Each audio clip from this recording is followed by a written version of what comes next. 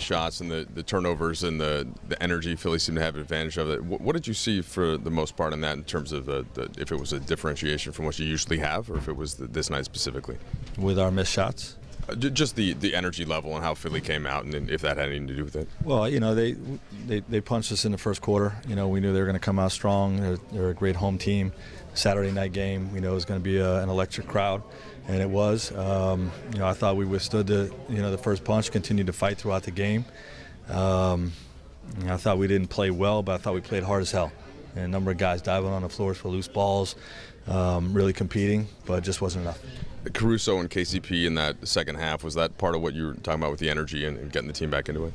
Yeah, those two guys in particular played with great defensive energy, deflecting the ball, like I said, diving on the floor, just being active and, really energized the group. Once you cut it to 5 with about 3 minutes to go, what do you think the difference was in Philly making that final push?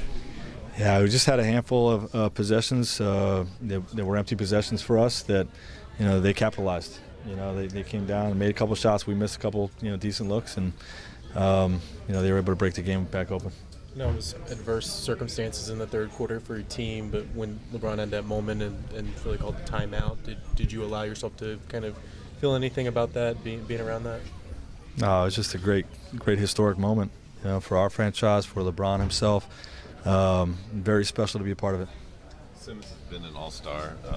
He was a top pick in this league, but what did you think of his performance tonight? He was terrific. He's a beast, man. He's a pick your poison guy.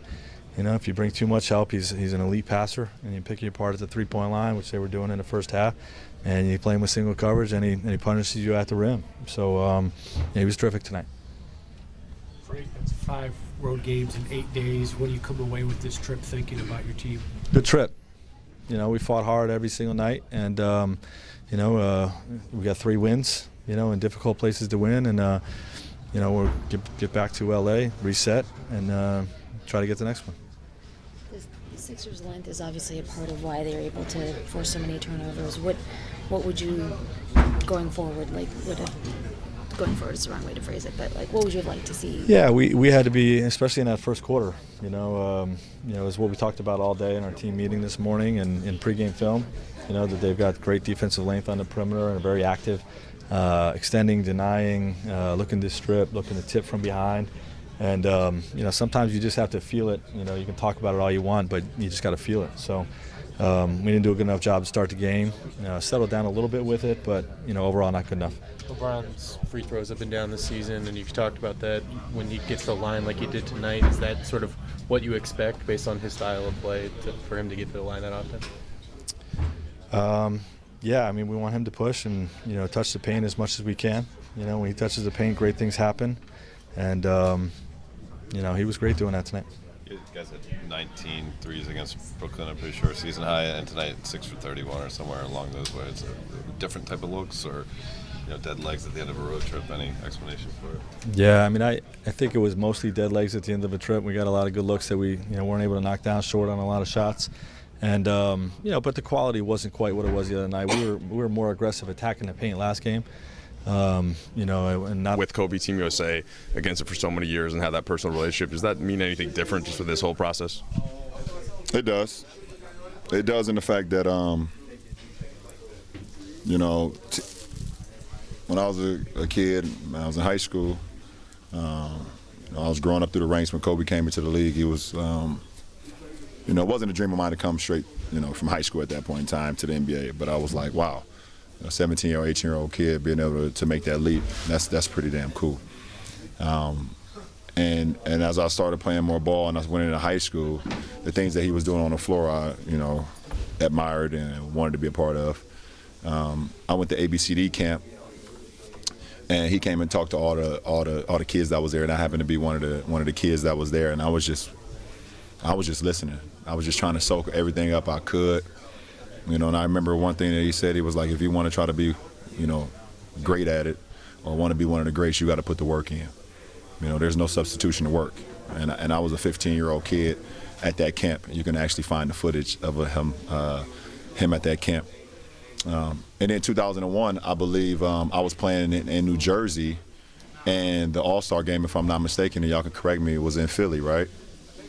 Yeah, that Saturday, me and Maverick drove to the Intercontinental downtown Philadelphia, and he gave me a pair of his shoes, which I ended up wearing that following night. It was the red, white, and blue Kobe's. I was a 15 and he was a 14, and I wore them anyways.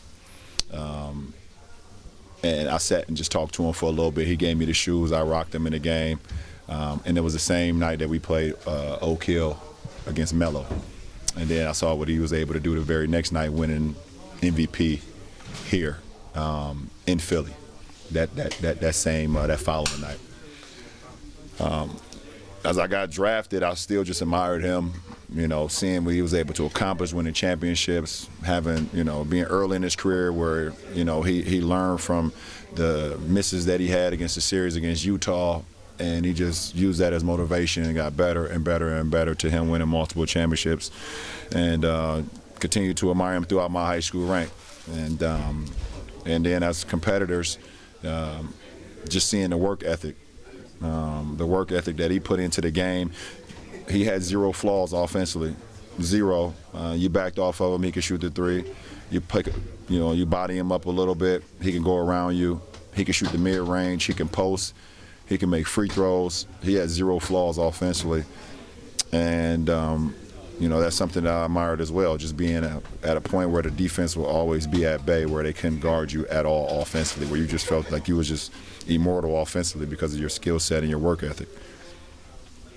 We take it down to 2008 where we become the Redeem team, and it was a dream come true for me to be able to line up alongside of him. Just admiring him for so many years, and seeing him from afar, and then being able to be in practices with him, and me watching and learning. So I mean, it's just too much. It's just too much. The story is just too much. It doesn't make sense. And just to make a long story short, now I'm here in the Lakers uniform in Philadelphia, where he's from, where one of the first time I ever met him, gave me his shoes, he won All-Star Week. It's surreal. It doesn't make no sense, but the universe just puts things in your life, and when you live in the right way, or you just giving everything to whatever you're doing, things happen organically, and it's not supposed to make sense, but it just happens. And I'm happy to be in any conversation with Kobe Bryant, one of the all-time greatest basketball players to ever play, one of the all-time greatest Lakers. 7 out of 9 in the first quarter.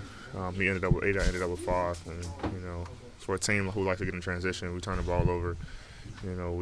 They get out and run, and that's when they're at their best. So we came in and said we wanted to limit their transition points, and I think out of the first quarter, they had 17 off our turnovers in the first quarter. So we had to be better in that department. And then, we only made 6 threes tonight. That's unusual for you guys. Yeah, we didn't shoot the ball extremely well from 3. So, and it was like long rebounds, and it gets them out and running. So, we battled back. It's tough loss for it, though. Despite the loss, what was it like to see LeBron going to 3rd on the all-time scoring list? Amazing. A guy who's a willing passer, who wants to pass, and still be able to score the basketball, move up to 3rd, in a Laker uniform, passing Kobe.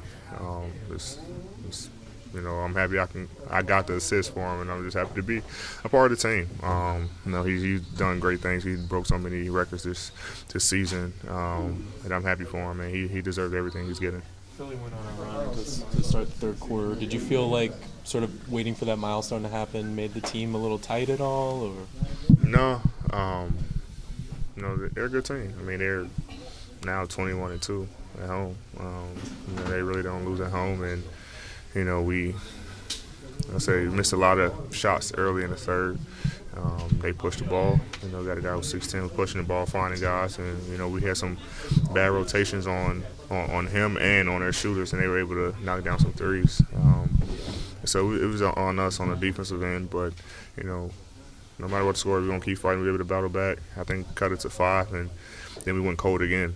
And then had some timely turnovers, and they was able to go down and capitalize on them turnovers. So we fought, but you just gotta find ways to, close games. And when you're down that much, everything has to damn near go perfect for you. And we cut it to 5, and just ran out of ammo at the end. You have a professional connection with Ben off the court. I'm sure you've played with him in the summertime and everything like that. What did you see from him on the court tonight? I mean, he was aggressive. He passed. He was aggressive to pass early, and then towards the end, we got caught. It's some bad switching, communication things from the players, and he was able to finish and attack the basket.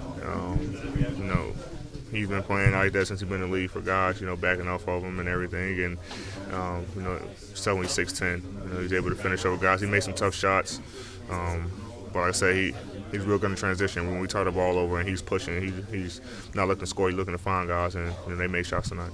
Something else unusual for you guys tonight. You lead the league in block shots, but had only one as a team. That doesn't happen very often, does it? No. Like I said, a lot of their points were in the paint. I mean, on a three. They didn't really get to the paint much, but then if they did, it was wide open.